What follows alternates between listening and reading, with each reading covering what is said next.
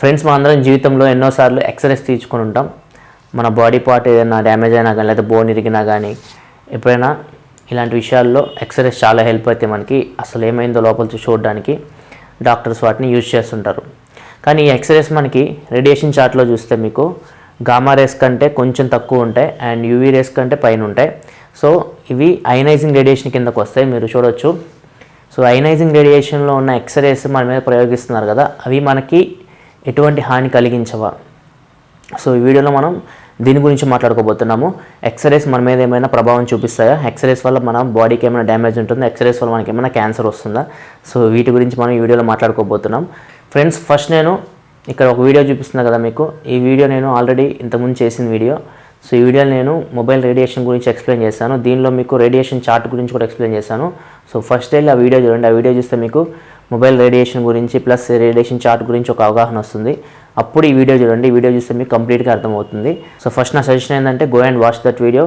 After watching that video come again and watch this video.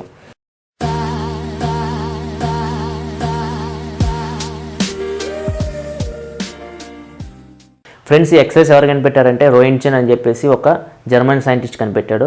ఈయన 1895 సంవత్సరంలో ఒక experiment చేస్తున్నప్పుడు గ్లాస్ ట్యూబ్స్లో క్యాథోడ్ నుంచి యానోడ్కి ఎలక్ట్రాన్స్ పాస్ చేస్తున్నప్పుడు ఒక స్ట్రేంజ్ లైట్ అనేది ఆయనకు కనిపించింది. సో ఆయన ఏం చేశాడంటే ఆ గ్లాస్ ట్యూబ్ మొత్తాన్ని బ్లాక్ పేపర్స్ ఉంటాయి కదా, స్ట్రాంగ్ అంటే పెద్ద పెద్ద థిక్ బ్లాక్ పేపర్స్తో మొత్తం కప్పేశాడు. కప్పేస్తే ఆయనకి మళ్ళీ ఎక్స్పెరిమెంట్ చేస్తే ఏమైందంటే గ్రీన్ కలర్లో ఒక లైట్ కనపడింది. సో ఈయన ఒక స్ట్రేంజ్ లైట్ అయితే వస్తుంది, ఒక స్ట్రేంజ్ రే అయితే వస్తుందని చెప్పేసి దానికి ఎక్స్ అని పేరు పెట్టాడు. ఎక్స్రేస్ అండ్ సమ్ ఎక్స్రేస్ అంటే ఒక తెలియని రే అనమాట. అందుకే దానికి ఎక్స్ అని పేరు పెట్టారు, సమ్ ఎక్స్రే అని. సో ఎక్స్రే అని చెప్పేసి అప్పుడు మనకి పేరు వచ్చింది. సో ఈయన ఈ ఎక్స్రేని ఫస్ట్ రేడియో ఫోటోగ్రఫీ పిక్చర్ ఆయన వైఫ్దే తీశాడు. ఇక్కడ మీరు చూడొచ్చు, నేను ఫోటో పెడుతున్నాను. సో ఆయన వైఫ్ చెయ్యి ఇది. ఇక్కడ మీరు చూస్తే మెటల్ పార్ట్స్ కొన్ని పెట్టాడు, అంటే కంపాస్ ఇట్లాంటివి. కానీ ఈ లైట్ అనేది అంటే ఈ ఎక్స్రే అనేది పాస్ అయినప్పుడు మీకు చూస్తే మీకు హ్యూమన్ టిష్యూ మన చర్మం ఉంది కానీ చర్మం కండరాలు అన్నిటి మీద పాస్ అయింది. కానీ ఈ ఎముకలు ఉన్నాయి కదా, ఎముకల దగ్గర ఆగిపోయింది. ప్లస్ ఈ మెటల్స్ నుంచి కూడా పాస్ అవ్వట్లేదు. సో అప్పుడు ఆయన డిసైడ్ అయ్యాడు ఈ ఎక్స్రేస్ అనేవి సాఫ్ట్ ఆబ్జెక్ట్స్ నుంచి పాస్ అవుతాయి అండ్ సాలిడ్ ఆబ్జెక్ట్స్ నుంచి పాస్ అవ్వని చెప్పేసి. ఏదైతే సాఫ్ట్ ఉంటాయో టిష్యూ పేపర్స్ కానీ లేకపోతే హ్యూమన్ స్కిన్ కానీ సో మన చర్మం కానీ ఇట్లాంటి వాటి నుంచి ఎక్స్రేస్ పాస్ అవుతున్నాయి. కానీ ఎముకలు లేకపోతే మెటల్స్ ఇలాంటి వాటి నుంచి ఎక్స్రేస్ పాస్ అవ్వని చెప్పేసి అప్పుడు డిసైడ్ అయ్యాడు. సో అప్పుడు మనకి ఈ ఎక్స్రేస్ మెడికల్ పరంగా కూడా వాడడం మొదలుపెట్టారు. అంటే ఏదైనా బొక్కలు ఇరిగినా కానీ ఏదైనా బోన్స్ మీకు ఇరిగినా, నెక్స్ట్ సోల్జర్స్ ఉంటారు కదండి, సోల్జర్స్ అంటే సైనికులకి ఏదైనా గాయాలైనప్పుడు ఈ ఎక్స్రేస్ ఉపయోగించారు. అంటే బుల్లెట్ ఎగ్జాక్ట్గా ఎక్కడ దిగింది, సో ఆ లొకేషన్ చూడడానికి కూడా ఎక్స్రేస్ యూజ్ చేయడం మొదలుపెట్టారు. తర్వాత ఏమైందంటే కాలక్రమేణా ఈ ఎక్స్రేస్ ఎవరైతే ఆపరేట్ చేస్తున్నారో చేతిలో నుంచి వాళ్ళ చేతులు డ్యామేజ్ అవ్వడం మొదలుపెట్టాయి. మీరు ఇక్కడ పిక్చర్ చూడొచ్చు. సో వాళ్ళ చేతులు డ్యామేజ్ అవ్వడం మొదలుపెట్టాయి. ప్లస్ ఎవరి మీద అయితే ఎక్స్రేస్ ప్రయోగిస్తున్నారో ఆ వ్యక్తి యొక్క చర్మం కానీ ఇట్లాంటివి డ్యామేజ్ అవ్వడం మొదలుపెట్టాయి అనమాట.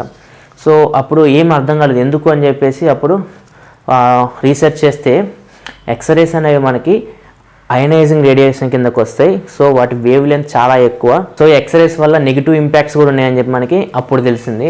సో ఎక్స్రేస్ అనేవి మానవ శరీరానికి ప్రమాదకరం అని చెప్పి మనకి ఇప్పుడు తెలిసింది.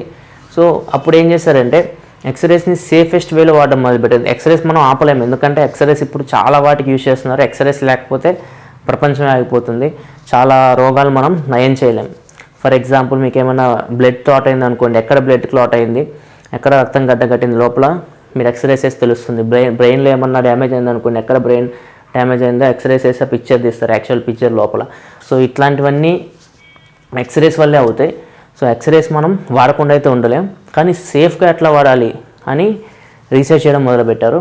అప్పుడు టెక్నాలజీ డెవలప్ చేస్తూ ఏమైందంటే మనకి ఇప్పుడు వచ్చేసరికి టెక్నాలజీ ఇంకా డెవలప్ అయిపోయింది. 3D ఎక్స్రేస్ వచ్చినాయి. అంటే మనకి మొత్తం అన్ని సైడ్ల నుంచి రేస్ వస్తాయి, ఒకేసారి మీకు పిక్చర్ తీస్తాయి.